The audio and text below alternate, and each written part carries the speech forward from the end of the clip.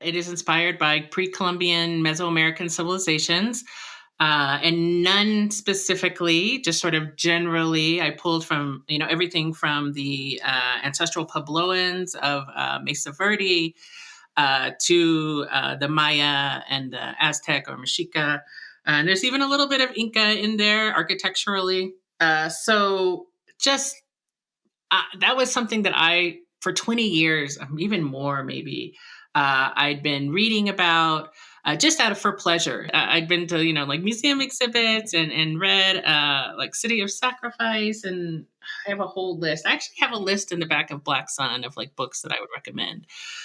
Because also what I wanted to do with Black Sun was inspire people to seek out the actual history. Because I write fantasy. I am not a cultural expert. I am not here as an ethnographer. I'm not going to teach you anything. Hopefully, you're not looking to me for that.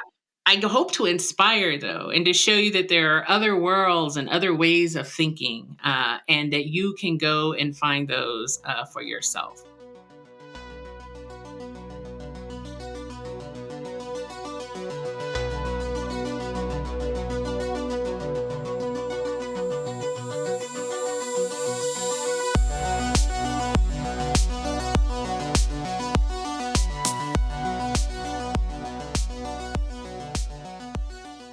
What is up, everybody, and welcome to episode 107 of SFF Addicts. I'm your host, Adrian M. Gibson, and welcome to your weekly dive into the world of science fiction, fantasy, and writing craft. Sadly, my co-host, the Chewie to my Han Solo, the Joker to my Commander Shepard, my dear MJ Kuhn, is not with us today.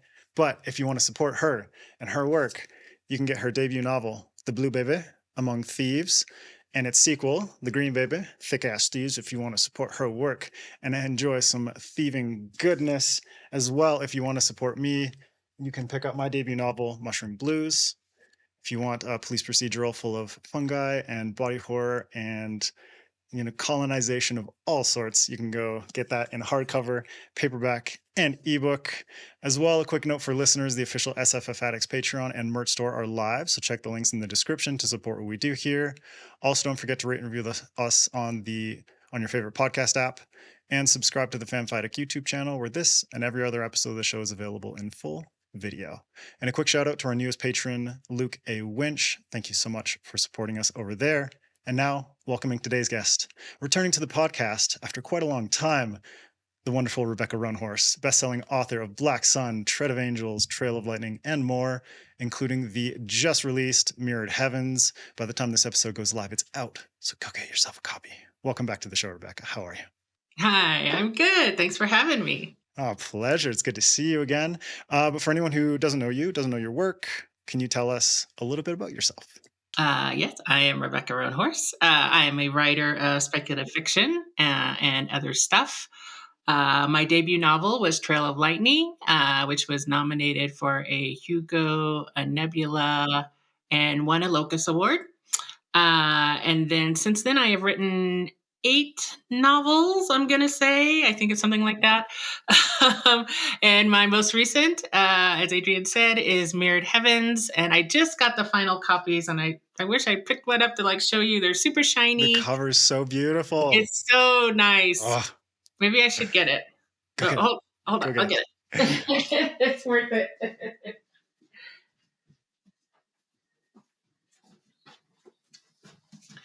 Yeah, that's so beautiful. It's very my god, it's got the sheen. Yes, the and reflection. It's got texture and everything. So yes, and this is the final book in my Between Earth and Sky trilogy.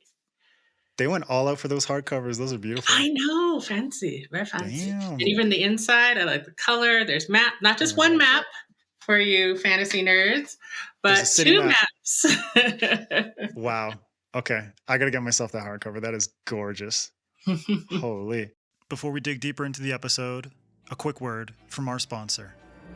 Strap in for a fast-paced heist that rockets through the gritty void of outer space. Chloe's Kingdom by Gregory Michael is a pulse-pounding sci-fi adventure that keeps readers on their toes from start to finish. Let's dive right into the story.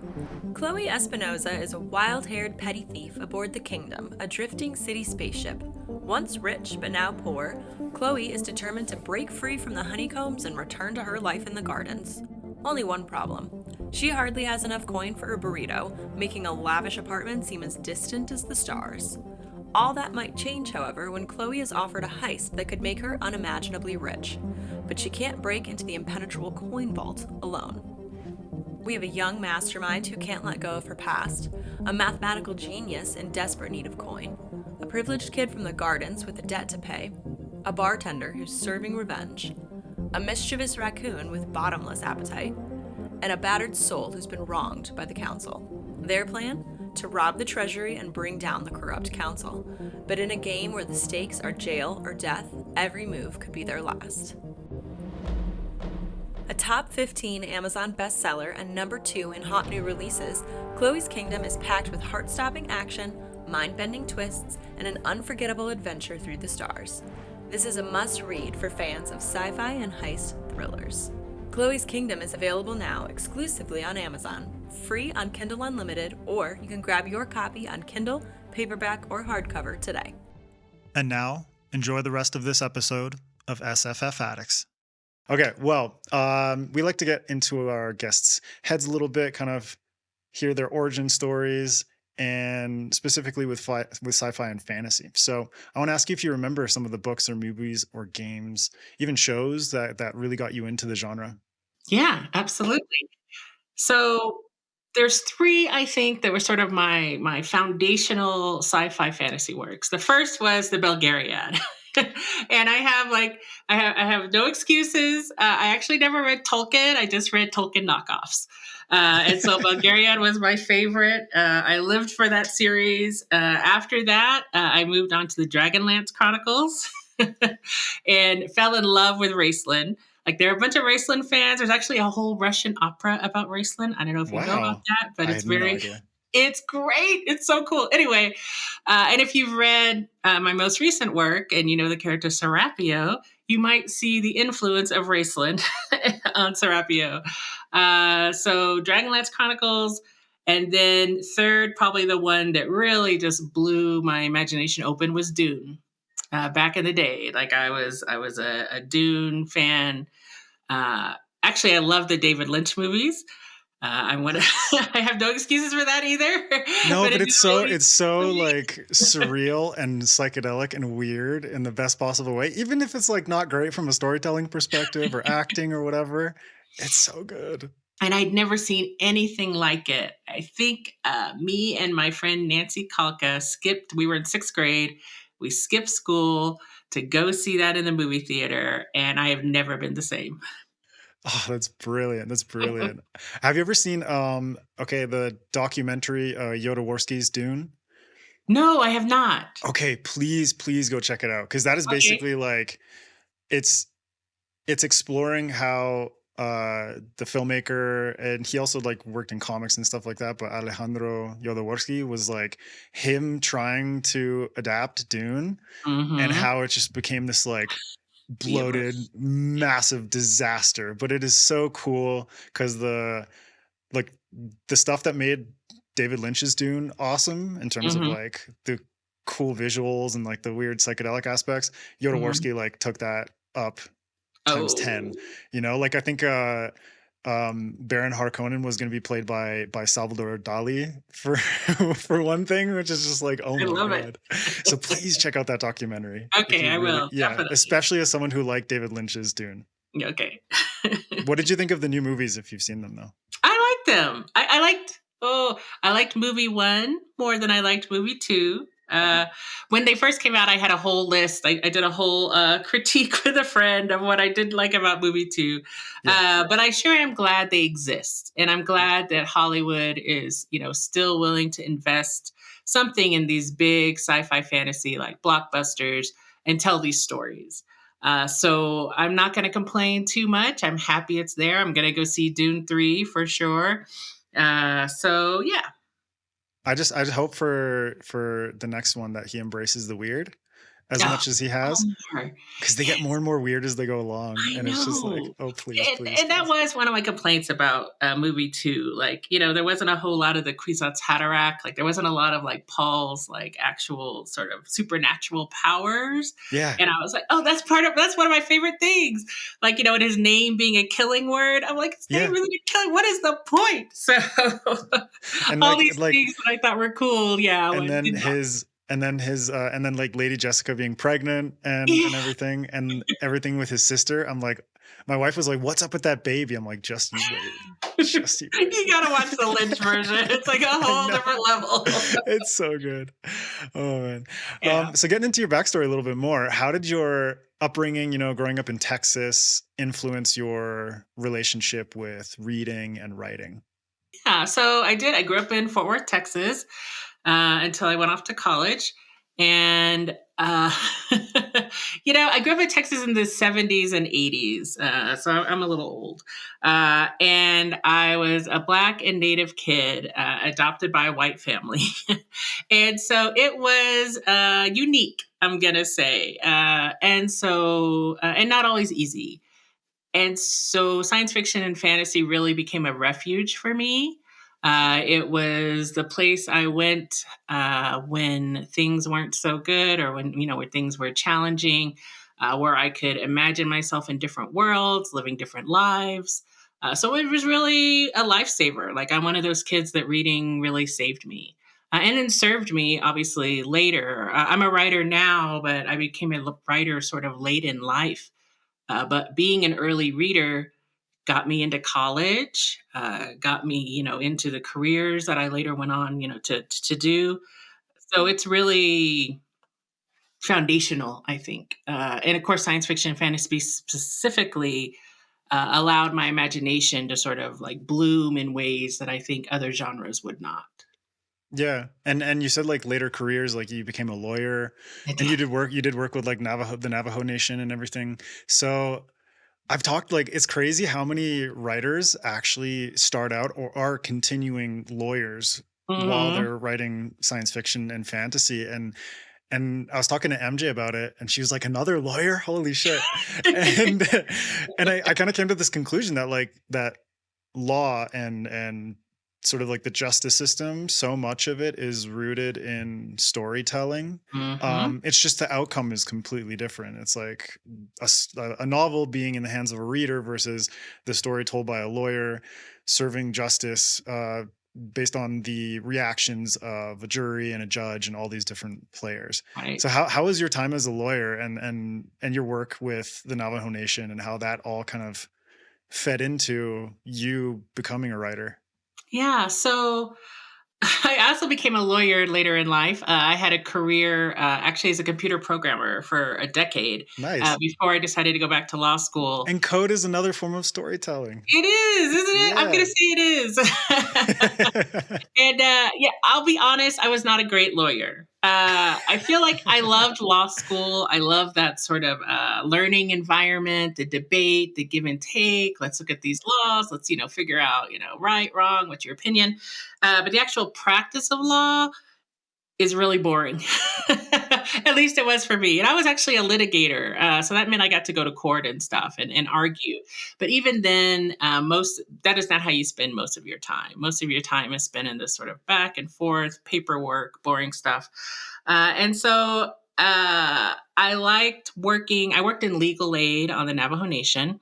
And so most of my clients were people who had been taken advantage of, maybe by like payday loan people. It's a big problem on the res and in border towns, or domestic violence cases, things like that. Sort of gritty, sort of earthy work. But I also got to work on cases of Indian law that were going to go before the Supreme Court. Oh, okay. And so, yeah, so as just like a little researcher or like someone who got to sit in on the calls, but that was very exciting. And so I did get sort of a glimpse into what the larger world of federal Indian law looks like. And that's actually what my specialty was in law school, was federal Indian law. So all of that stuff, I think, feeds into not only the storytelling, but I guess the kinds of stories that one wants to tell. And sometimes I say, well, I don't know, because I was very like, oh, I hate the law. It was actually because I was so bored and dissatisfied with being a lawyer that I became a writer. Because I was working my day job, I was very sort of frustrated. I needed an outlet, and storytelling had always been my outlet. And I just wrote for myself. I had no thoughts of becoming a professional writer at that time because I had a job. But I also had a young daughter. I think my daughter was probably around 2 years old when I started Trail of Lightning. And what I would do is go home after work, and after I'd put her to bed, and from like 10 p.m. to 2 a.m., I would sit, my little chair next to her bed and just write. And I was writing for myself. I was writing purely for the joy of writing and telling a story. And only later did I meet some friends, and they encouraged me to query the story, and we did, and that all worked out. So then I became a writer, but that was never the goal. The goal was just to find a creative outlet and to find some joy. I think that's how it goes a lot, especially, like I started writing when my son was born as well. And I think there's something about, I don't know if it was like this for you. Yeah, just like parenting kind of instills this like desire to do something more, because there is so much repetition to parenting. Yes. Like law, perhaps it has its Mm-hmm. monotonies and everything like that, but like there's just this desire to be like, okay, there's this human being that's in front of me and they're growing up, and you can kind of see them growing up by the Mm-hmm. day. And for me, that was like, man, I just want to do those things that I didn't necessarily do before. And even if it's just for me, that's cool. And if it ends up becoming something bigger, amazing. Yeah. And in your case, it's great that it's like, was Trail of Lightning your first book that you actually wrote? It was the first book I actually wrote. It was the first. Bravo. Yeah, I mean, as a Bravo. kid, I wrote all kinds of stuff. Like, actually, how I think I fell in love with writing was in third grade. I wrote a poem that won an award, and I was like, oh, well, I like this. Get that recognition. Yeah, exactly. Like, okay. And then in eighth grade, I tell this story sometimes. We had a science assignment about the planets. And you were supposed to, say like their weight and their size and, some like details about them, like at the eighth grade level. But I turned that assignment into this very sort of tragic emo story about this astronaut who was on a suicide mission into the sun. And as he went by each planet, he would give some facts and figures. And then at the end, he's like, tell my wife I love her. And then boom, he's dead. And I was like, this is great. I think I got like a B plus. I don't think my science teacher was quite as enamored of the story as I was. Right. But I was like, this is what you can do. So I'm not here for your macabre drama. Get out. I know. He's like, this is a science assignment. I was like, is it? Can it be more? Yeah. Did you pass it on to an English teacher and be like, hey, look what I did for my science class? No. I just did it myself. That's brilliant though. Yeah. So you mentioned how Trail of Lightning started, but like, what about the ideas? Because you're mentioning like your work with the Navajo Nation, and for anyone who hasn't read Trail of Lightning, if you want to tell them a little bit about it.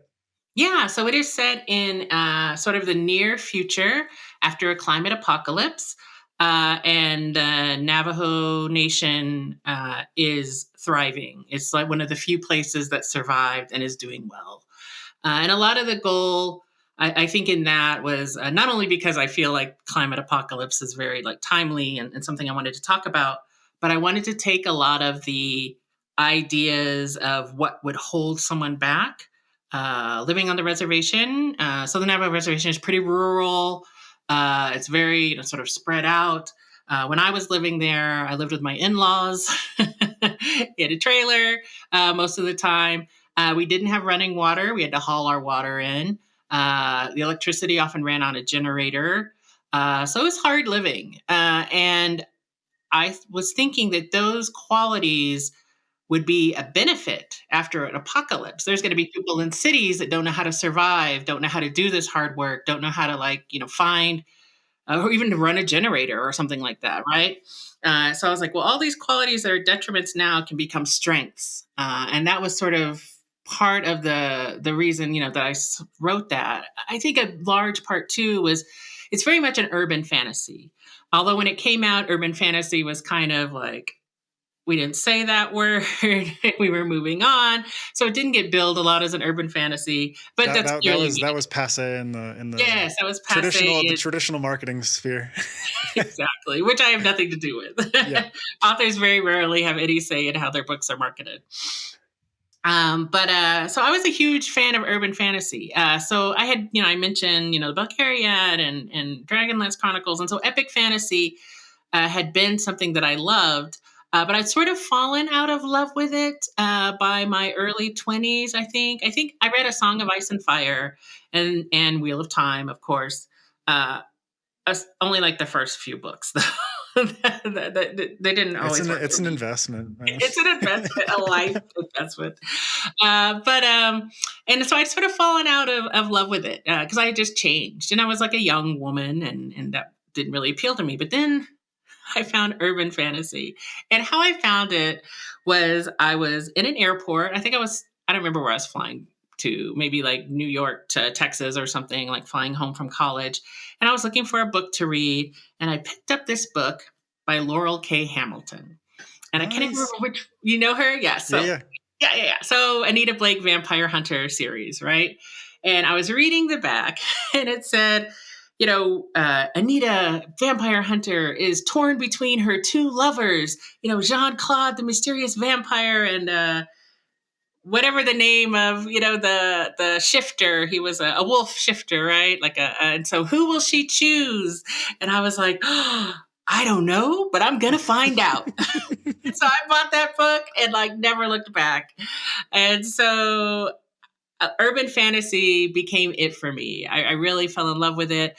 But a lot of urban fantasy has native characters, but they're like half native. And you're in a world of like vampires and werewolves and sort of European myth, right? And in that context, it's like I imagine like a lot of the native characters get kind of pigeonholed into like representing certain parts of like Native American folklore and stuff like that, especially when it comes to monsters. Be like, yes, you're going to be kind of representative of this particular myth or folklore or what have you, as opposed to potentially like representing the nuances of a particular tribe in a particular place within America or 100%. Canada too. Yeah. And even worse, there's sort of neutral, like there's not a lot, maybe, they're usually like, I don't know, shifters of some kind, or, in touch with like their spirit animal, like, this sort of, I find a little bit stereotypical, a little bit disappointing. Like I wanted to see more. I wanted to see characters that were like the people that I lived and worked with every day. And so I was like, well, I'll just write my own and I'll set this character. I'll pull all this sort of urban fantasy stuff that I love, but I'll set this character in a world of Navajo stories and Navajo traditions and tales and people. Like the whole book is populated by non-white folks. And so that's what I wanted, to do. And like I said, I was writing it for myself, just for the joy of writing it. To sort of, I think a lot of authors are motivated by correcting what they see out there. Like, oh, I could do that. Or filling like a gap filling a void. They find. Yeah. And so that's sort of how Trail of Lightning came about. I wanted to write an urban fantasy, really set in a world with the gods and the heroes and the monsters of the culture that I was living in day in and day out, and that I hadn't seen done. So I wrote the kind of story that I wanted to read, basically. Yeah. And it ended up being so cool just because it's like, yeah, the apocalypse is awesome if you're reading it, not if you're living it. But but I think like the perspectives are so unique, and it's like, yeah, you're representing sort of Navajo Nation, but then you're also kind of representing very unique individuals within that. There's very little generalization going on, which I really appreciate. And I was wondering how it was for you, because it's like, yeah, Trail of Lightning was the first book that you wrote. And that's the one that you ended up getting published first. Yes. But how was it for you to not only like write a sequel, but your first sequel and your second book, like all at the same time with Storm of Locusts, which is book 2 in that series. Yeah. So I highly recommend this to every debut author. I wrote the first one, and then because publishing is publishing, it went away. Like we sold it. We sold it actually within a week of me getting of my agent sending it out. So that was awesome. And then I had 18 months to write the second one. And so before Trail of Lightning came out, and so that's what I did. So I got to stay in that little cocoon, which is so precious. Like they always, what was it that they say? Like you have your whole life to write your debut, and then you have like, a year, 6 months or whatever to write your second book. So I was under contract for that second book, and it was hard. I think second books are super hard. And just because you did have your whole life to think of this other story, and now you have to think of another one, and you're like, what? I don't know if I can do that. But I did write it in that little cocoon of happiness. And so it got done before Trail of Lightning came out. And so that was awesome. It was a struggle. I think that was a book where I wrote the first third and the last third, because it's a 3-act, structure. And then came back and wrote the middle, like, because I could not figure it out. I was like, I don't know what happens. So very sort of methodically, I attacked the middle after I knew how it was going to end, and of course, how it was going to start. That actually makes a lot of sense, because like I know, like a lot of writers know that middles suck. So much. And it's better to just be like, we were talking, MJ and I were talking to Kevin Hearn about this. He's like, you can write things out of order and that's okay. I know there are a lot of writers that just like cling desperately to writing sequentially, but if it's really not working, like if you hit that middle and you're just like, this is a slog for me to write, then it's going to be a slog for the reader as well. And it's like, just, you can skip to the end, you can write the Yes. end, then you can go back and make the middle awesome. Yeah, because now you know what you need happens. to do, Exactly. right? Yeah, Yeah. you figured out like where you can fill in things. Yeah, 100%. Yeah, I usually write sequentially, but often that doesn't work. And you got to be flexible. And every story is different. Every book is different. You got to let the book sort of lead you and tell you what it needs. Yeah. Let it be like the lead dancer as it carries you across the dance floor. Do you have any more books planned for that series? Because I was I was looking at your Goodreads, and I think there's even like book 3 and 4, even though they're listed, but they don't have like titles or anything like that. Yeah. So not at the moment. We'd originally planned 4, and for various reasons, including just the muse, the realities of publishing, that series, your first book is always your strongest as far as sales go. And then you sort of have diminishing returns. And that's just the facts. Unless, of course, you make a TV show or something, and then all the books might do well. But series are difficult to sell after that first book. And so we sort of decided to pivot between Trail of Lightning, Storm of Locusts, and Black Sun. I did write 2 other books. I wrote a Star Wars book that was a tie-in to the last trilogy, and then a kid's book. And then I was like, I think I want to do something different. And I was sort of at a place with my career that we needed something with a little more of a boom, that could sort of hit a little larger. And I always wanted to write epic fantasy. Like I wanted to come back to those things that I loved as a kid, in a world that I loved, and that I wanted to see on the page that I hadn't seen before. And so I wrote Black Sun instead. But I never say never on the other one, so we'll see. Yeah, they're on Goodreads. If anyone's aching for it, sure, they already have reviews. The tease is there. The tease is there. But you set us up perfectly to talk about Black Sun, which I absolutely adore. This world. It's like it's a part of history that I really enjoy, which is Mesoamerican history, pre-Columbian history.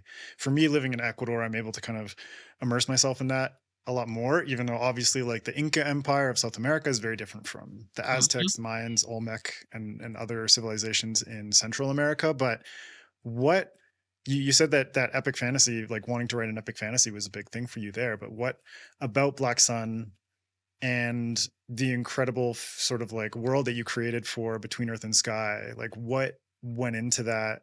What did you pull on in terms of like history and influences in order to make that world a reality? Yeah. So, as you said, it is inspired by pre-Columbian Mesoamerican civilizations, and none specifically, just sort of generally. I pulled from everything from the ancestral Puebloans of Mesa Verde to the Maya and the Aztec or Mexica. And there's even a little bit of Inca in there architecturally. So just that was something that for 20 years, even more maybe, I'd been reading about just for pleasure. Just I would read like Aztec poetry just because I find it What is fascinating. Aztec poetry like? It's really cool. So I have a book. I'll send you the title. There's a Okay. book. Oh, it's called A Scattering of Jade, and they Okay. just have like That is sort a of. great title too. I know, and they Damn. have like just excerpts, and they have like sayings and like wisdom and things like that. Like sort of a lot of the cultural. Not I don't want to say detritus because that's sort of a negative, but like sort of the artifacts of some like of the of Mesoamerican or Aztec literature. There you go, which is awesome. A lot of color, a lot of repetition. They're also very like they have a little darkness to them. There's a lot of like death and dying and like blood and stuff. But I love that, so I thought it was very very cool. So yeah. So anyway, so that was sort of what I loved. I'd been to like museum exhibits and read like City of Sacrifice, and I have a whole list. I actually have a list in the back of Black Sun of like books that I would recommend because also what I wanted to do with Black Sun was inspire people to seek out the actual history. Because I write fantasy. I am not a cultural expert. I am not here as an ethnographer. I'm not going to teach you anything. Hopefully, you're not looking to me for that. Anyone, not just you. But I hope to inspire, though, and to show you that there are other worlds and other ways of thinking, and that you can go and find those for yourself. So I did have a list of books that inspired me or excited me in the writing of Black Sun, and I did include those in the acknowledgments because I think especially like, I don't know how it is in Ecuador, but I know in America, we don't really teach indigenous history. We don't really teach pre-Columbian history. And what we do teach is just all like, I don't know, the worst stereotypes of like, cowboys and Indians and, sort of these primitive cultures. And it's such a Very shame. broad strokes too. Very broad Yeah. strokes, not a lot of differentiation between cultures, where the pre-Columbian cultures were so advanced. Like if you even look at like some of like Cortez's, like there's like accounts of when they first came upon Tenochtitlan, and they saw this beautiful city, like more beautiful, more sophisticated than anything they'd ever seen in Spain, and they couldn't believe it was real. It was the sewer systems, like they had advanced sewer systems, they had advanced water systems. The architecture rivaled anything that you could find in the ancient age, and so I want to bring some of that to the fore. I didn't want to tell a story about sort of primitive people. I wanted to tell a story that really highlighted the advancements in architecture and city planning, in science, and in astronomy, all of those things, but in a fantasy realm. Yeah. And so that's Black Sun. But on top of that, it's like things that I think people would not expect. You and I have talked about this a little before, but just like the seafaring capabilities of pre-Columbian cultures. People think of like the Aztec and the Inca, and they don't really necessarily equate them to boats, but it's like the Aztec capital was on Water. a lake. It was Yeah. it's like I think it was called I think it used to be Lake Texcoco, which is like Mhm. what Mexico City now stands on top of. Which Right. is why Mexico City is like slowly sinking because it's built on top of a Right. lake bed, which is the stupidest thing ever. But there's so much like history actually beneath the streets of Mexico City. Or like I went to Cusco with my parents, and there's so much that is like there's so many layers to the city there, and Mhm. even like the streets and like parts of like the sewer system in Cusco, modern day Cusco, are connected and sort of Yeah. incorporated with the ancient engineering of those people, and it's so brilliant. And I really loved how you kind of like incorporated all those into a fantasy setting. Obviously, you're like throwing magic in there, and you're putting like, you know, like living gods and things like that, which is really awesome. But at the same time, it's like, yeah, you spark the curiosity of the reader just a little bit so they can kind of search out on their own. And that was something that I tried to do with my novel, with Mushroom Blues, to be like, there's a lot of mushroom stuff in here, and hopefully that's enough to like pique your curiosity to go learn a bit more about fungi. And that's kind of the coolest thing about fantasy and science fiction, is it doesn't have to be academic, but it Mhm. can encourage you to kind of take that leap and look into something a bit more deeply. I always say that it sort of slides issues and ideas in through the side door. Like, hopefully, you're Yeah. having fun and you're maybe escaping or even, finding empathy in these characters and these stories. But, maybe we're also like piquing your curiosity to go find out more about the real world too. Yeah. Just a little nudge. Be like, hey, Just go a little check bit, this just out. a little bit. I love that idea though of kind of like a recommended reading list or something to add at the end of a book. Um, I'm self-published, so I can do that easily on my own, but Yeah, I there hope you go. more publishers would consider doing that too. Just be like, it's one page, it's a single page. I know, right? Yeah, Some ideas. Some there's ideas. usually a few empty pages at the back anyways. Just fill one of them up with a reading list. Definitely. It's not a big deal. Yeah. So you brought up characters, and this is one of the big things for me about Between Earth and Sky. It's like, we're going to touch on culture and world building next episode in the masterclass, but when it comes to the characters, for me, they're so memorable, especially your main characters. You got Serapio, I'm going to try. It's like Shiala. Yeah, you got it. Yeah. Okay. And Naranpa, and these different Mhm, characters who are like mhm, mostly the main POVs, mhm. but they're so damn memorable. So I wanted to kind of pick your brain about creation process for characters and how you kind of approach creating a character, but kind of giving them elements and giving them personalities such that they leap off the page. Yeah, gosh. Well, thank you. I hope that they resonate with people. I'm not sure. I think for me, like, characters become like real people to me. Like, I really live with them for a long time, often before they even make it to the page. Uh, I will say that for Black Sun, I wrote a whole novel. I wrote like 90 plus thousand words. I This was my first version of it. Turned it into my editor, Joe Monty. I tell this story, and he's like, "Stop telling that story," but I'm going to tell it anyway. Turned Sorry, it into my Joe. editor. uh, and like very excitedly, waited for his feedback. And I think we were at Boscode actually in Boston, and we finally sat down for dinner. And I was like, "So what did you think? What did you think?" He's like, It's okay." I was like, "It's okay? It's okay?" I was like, "I don't write stories that are okay. It has to be great."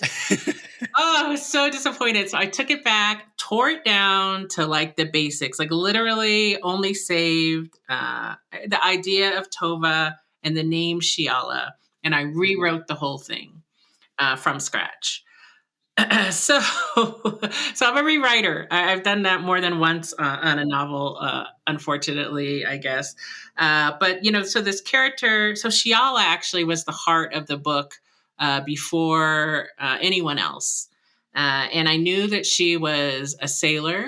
And I knew she was sort of like scrappy and outspoken and bisexual, and then I built the world around her. So I was like, okay, so she's a sailor. So that means she needs to come from like a seafaring culture. And then, well, what is that going to look like?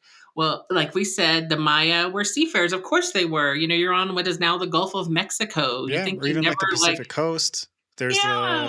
I can't remember what it's Sea of Cortez, which is like between like Baja California and Mexico. Yeah, Yeah. yeah, and water everywhere. Like the reasons that like there were no wheels because I was like, oh, wheels. They didn't need wheels. They had waterways. Much smarter to move things across the water than it is Yeah. to like try to like go through your mountainous, jungle country on a wheel. Anyway, don't get me started. So I knew I had to build like the culture out from her. And that's sort of how that started. So often for me, it's the character that leads, and then I sort of build outward. I mean, I knew it was going to be pre-Columbian Mesoamerican. I knew all the sailing methods, and the ships and stuff. I wanted them not to be European influenced. I wanted them to be indigenous influenced. And so I would do research specifically for those things rather than just sort of broadly reading. Although I did a lot of broad reading, just like that was my base already. But I knew specifically for the story what things I wanted to learn, to incorporate into the story. And so Serapio, I'll say just a little bit about him. So that started, we were living at the time when I started writing Black Sun on a mountain. I still kind of live on a mountain, but we were sort of up with these massive views and stuff. And these crows would constantly come and like circle around. There was like an abandoned house a little farther down from us. Okay. Yeah, so they hung They're out probably there. like making nests or something over there. Yeah. So they'd circle around, and I would just get these like hundreds and hundreds of crows. It was really crazy. And I would sit out on the patio and like just watch the crows. And so I got interested in crows in general. And so Serapio comes from a clan called Carrion Crow. And I thought, well, if I'm going to, create a people who sort of like venerate the crow, what will that look like?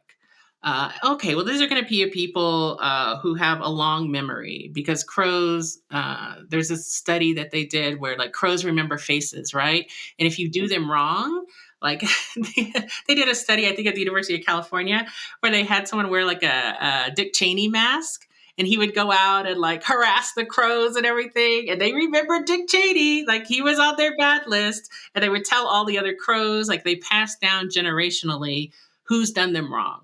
Wow. And then, also like who does them right. And they I like love to that the visual memory becomes like epigenetic. That is yeah, so I cool. know, it's wild, isn't it?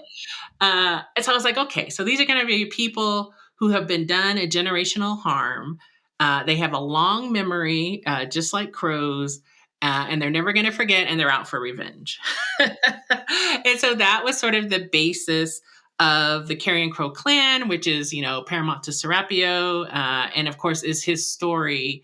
I think it's okay to say, I don't think this is too spoilery, but he has been raised to become a vessel for the crow god, and then to enact revenge for this generational harm that's been done to them.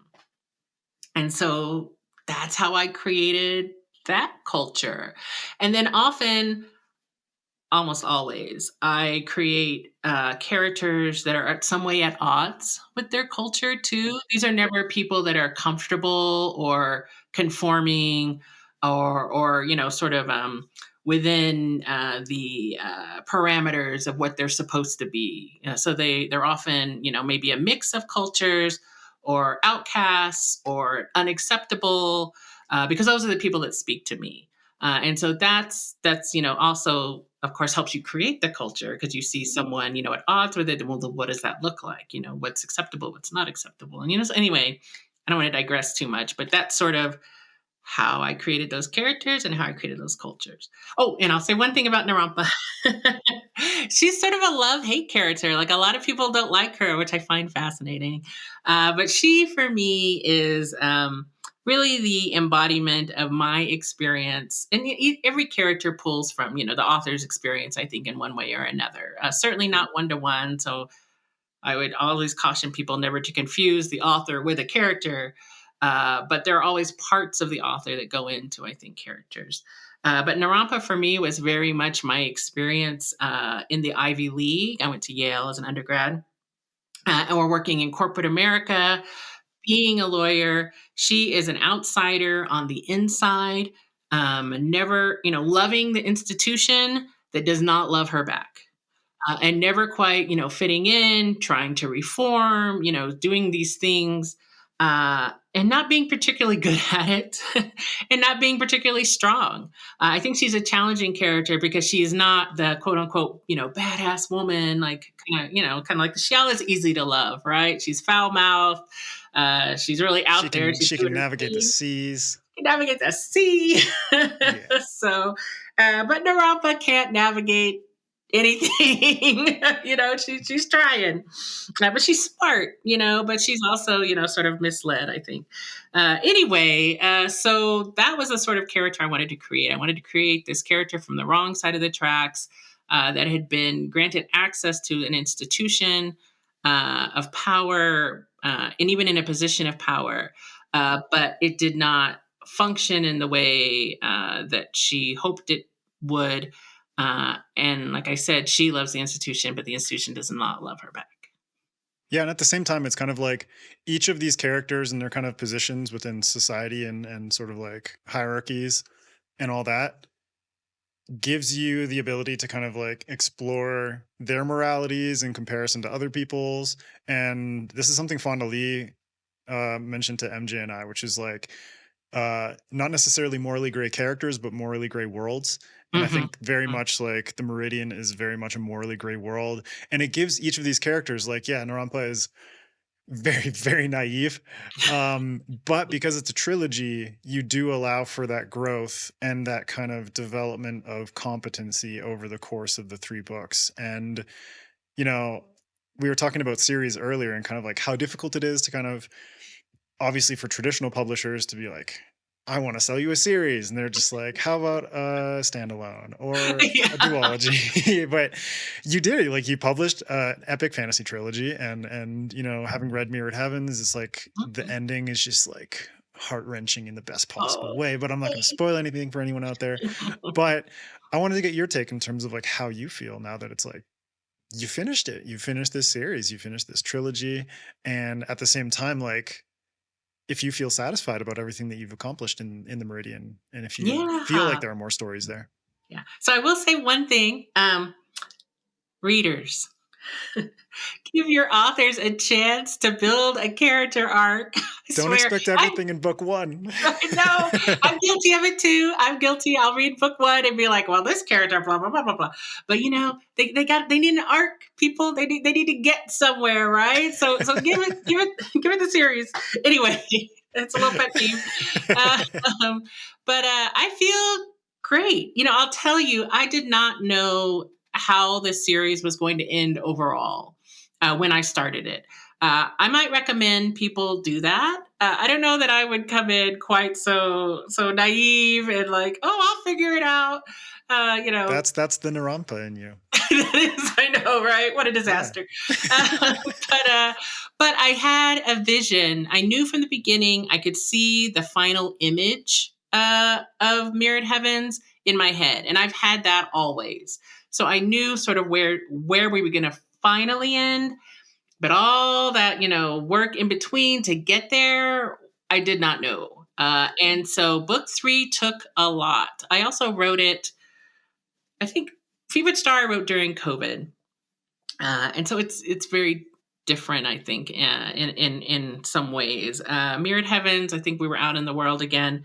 But certainly it took a lot of time. I think that the plot... it's about 600 pages, I think. And this is the most complex story I've ever written with the most POVs. I think there's like 6 POVs. And there's a lot going on, but there is an overarching theme, I think. I don't know that I'll tell people what it is. Well, yeah, Let them figure it out for themselves. Let them figure it out. But someone did in like a review, and I was so excited. Yeah. I was like, oh, yeah. Careful reading. But anyway, I'm happy with it. I mean, it was a journey, both personal and professional. And I love it. And I knew that final scene. I knew what that was going to look like, and we got us there, hopefully. And I hope that I confounded expectations to a certain degree. I'm a big believer in the third choice. I remember when I was first starting an author, I was talking to this author, and I was debating whether or not I should do A or B. Like, which way should we go? And they're like, well, what's the third choice? I always go for C. And I was like, oh, interesting. And like, maybe that seems obvious now, but as a young writer, I had not thought of that. Go for C. So I always try to go for C. And hopefully I did that over and over again in this book so that it sort of confounds expectations and goes in directions that will not make everybody happy. But that's not really my goal. My goal is not to make people happy with my art. My goal is to challenge, to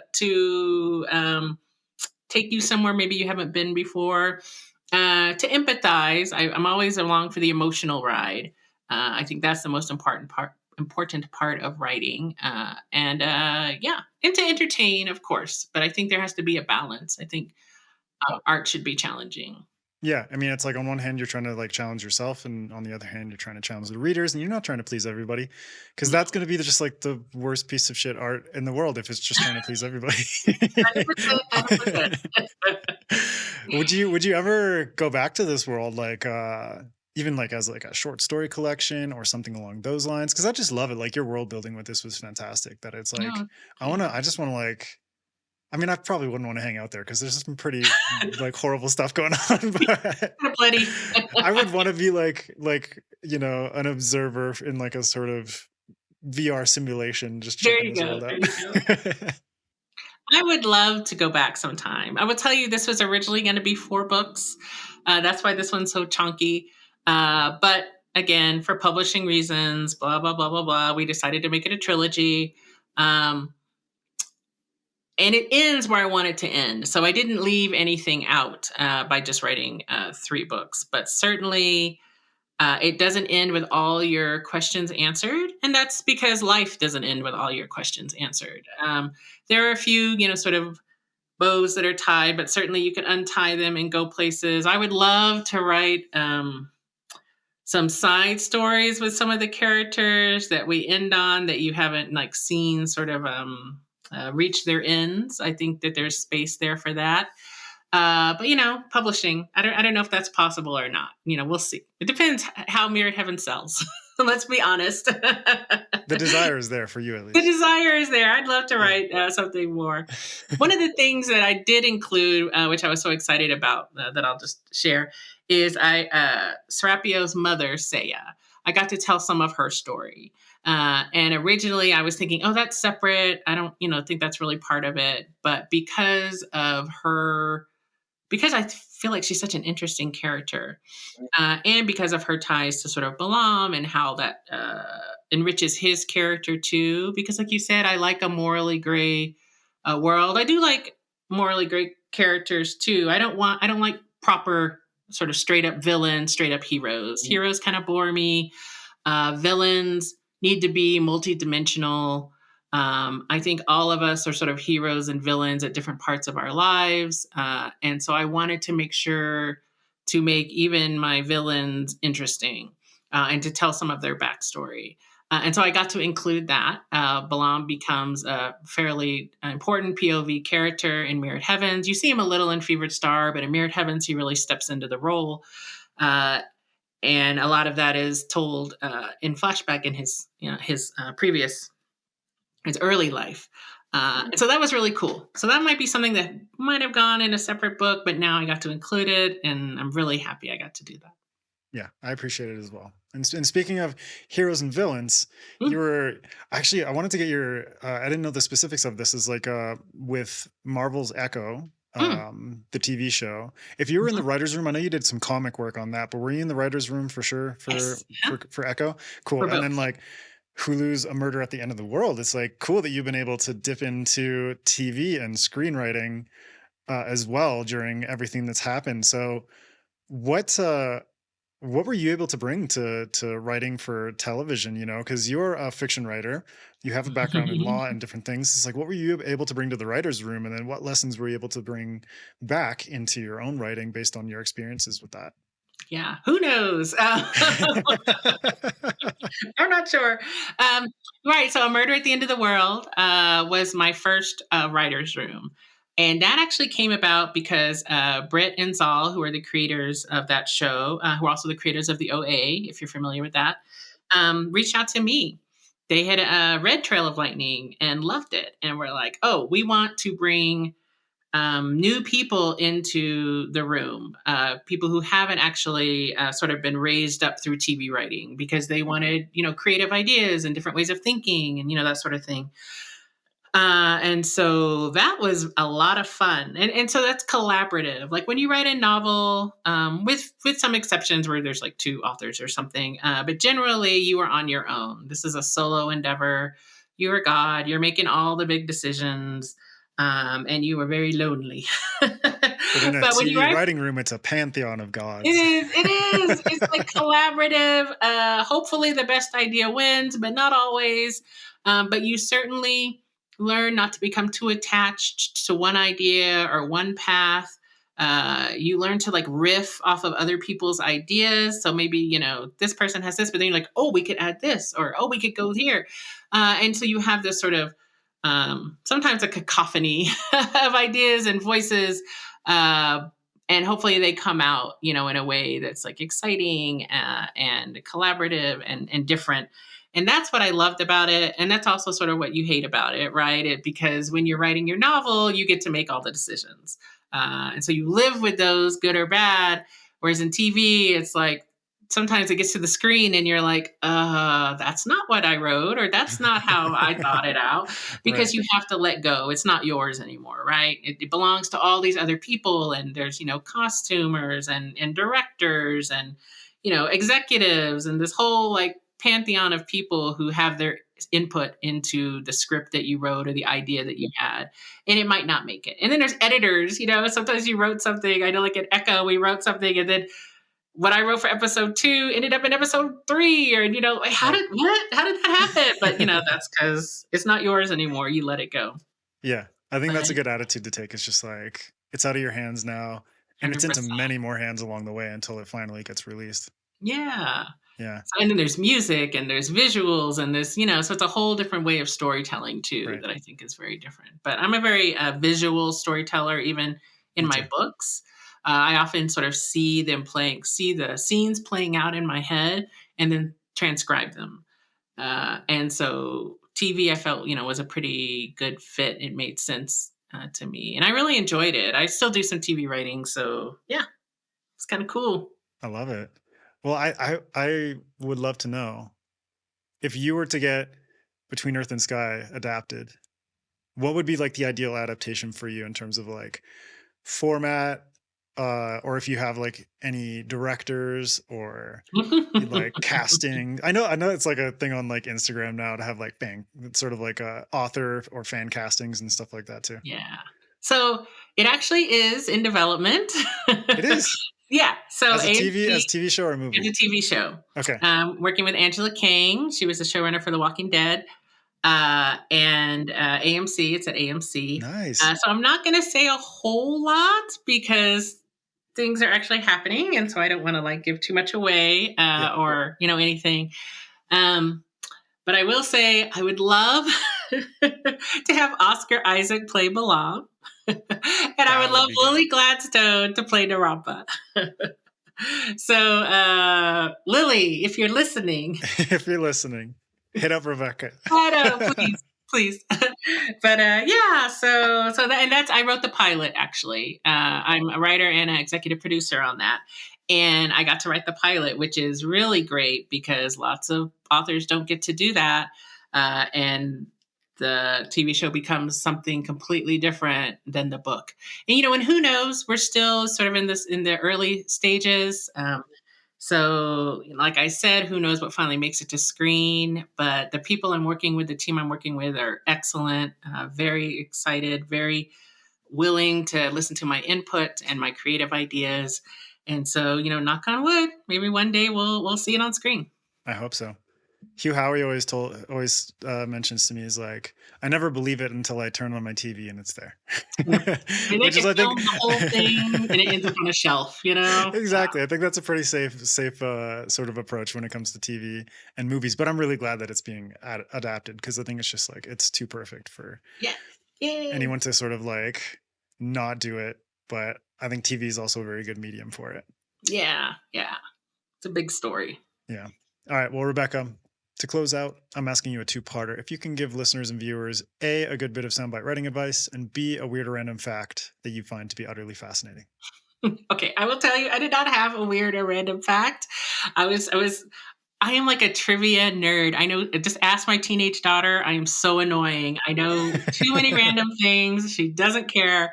But then when it came down to it, I was thinking, what is like a random fact? I had none. So I'm going to pass on that. You're But I the will first say, person to ever pass. Give me something. no! Give me something about Mesoamerica, or like pre-Columbian history. Oh, I don't know. How about that the ancient Maya recorded the whatever the appearance of the Crab Nebula when Galileo's counterparts still thought that the Earth was flat. That's crazy. I know, they were so ahead of their time. Yeah, the pre-Columbian cultures were like some of the most like unbelievably, like when it came to like cosmology, were just ridiculously talented. Yeah, and all the cities like are built along like ley lines, like aligned with like the planets and the stars, and they're so cool. Like it's so much like good stuff there. Like someone should go and like look that up if they're interested. But yeah, so sophisticated. So there's my fact. Thank you. And I think my writing advice is twofold. I think it's write the story that only you can write. And and so that means like, don't follow trends. Don't, vampires are hot, I'll try to write a vampire. Oh, romantasy is in, I'll write a romantasy. Because by the time it hits the shelves, we're on to a new trend anyway. So don't write for trends, write what you love, write what interests you, write the story that you can tell. And by that, I mean also the emotional story that you can tell. Because I know we're going to talk about cultures and all that stuff, but what really matters is the emotional journeys of your characters, I think. And that's what people attach to. And that's what people find, like when they come away from a book and they're like, oh, that was so good. That's why they think it's good.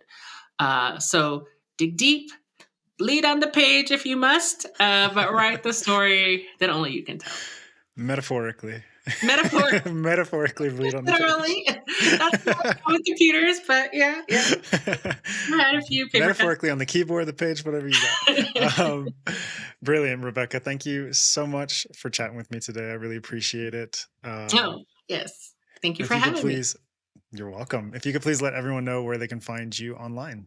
I am at RebeccaRoanhorse.com, and my only social media account is on Instagram at Rebecca Roanhorse. I am not on Facebook. I am not on X, Twitter, any of those things. So if you see those people, those are impersonators. Don't listen to them. And go pick up Rebecca's books. You got a bevy of choices to make. You got Star Wars. You got middle grade. You got the Between Earth and Sky trilogy. I have comics. I did write the Echo series, five episodes or whatever, 5 issues. Yeah. And you got 2 TV shows to go check out too. There you go. All right. And you can follow SFF Addicts on Instagram, Twitter, Threads, all that jazz at SFF Addicts Pod. You can follow me at Adrian M. Gibson. You can pick up my book, Mushroom Blues, in hardcover, paperback, and ebook. MJ, you can find her everywhere at MJ Kuhn Books, and you can go support her and her work, Among Thieves, Thick Ass Thieves, and support the Thorin Food Fund. Thorin is her cat, and he wants to eat, so please purchase books so you can feed that little boy. So that's it for this episode. Stay tuned next week for our part 2 with Rebecca for a mini masterclass on creating fictional cultures. Now, keep reading, keep imagining, and we'll see you next time on SFF Addicts.